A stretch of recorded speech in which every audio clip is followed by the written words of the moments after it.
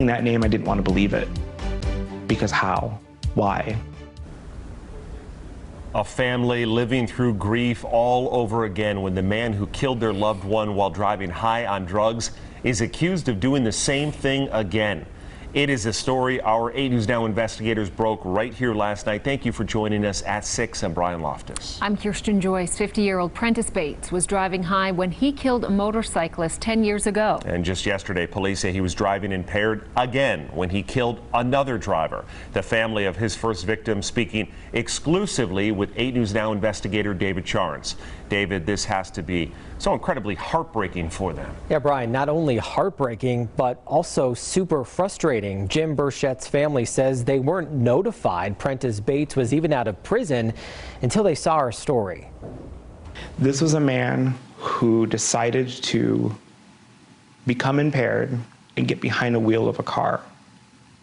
And he took a person's life. He took my dad's life. Bert Burchett has no remorse for 50-year-old Prentice Bates, the man convicted of driving high and killing his dad. He would go out every Sunday and ride. On a Sunday in November 2012, Jim Burchett went out on his bike. He didn't come home alive. I kept calling my dad. I couldn't get through to him. A police report says Bates hit Burchett head-on near Nellis and Cheyenne. Documents the 8 News Now investigators obtained say he had no driver's license, had a suspended license in California for a prior DUI, and that he was driving someone else's rental car. When we arrived home, the coroner was here. It was in this room. We found out that he had been killed.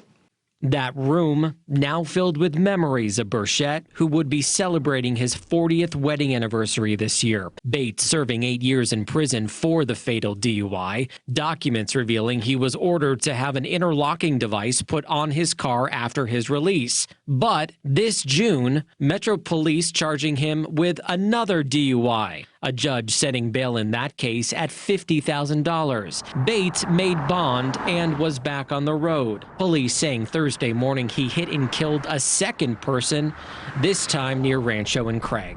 This other death was preventable. It was preventable on his part, and it was preventable on the system's part. Sir, I found probable cause for your arrest. In court Friday for his most recent deadly DUI accusation, prosecutors did not hold back. He is a danger to the community. He has killed now 2 people.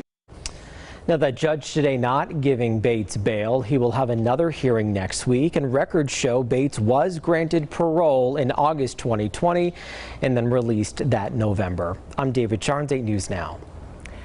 The victim in this week's fatal crash identified as 40-year-old DeMar Sims. We are working to find out if Bates owned the vehicle police say he was driving in for the latest crash.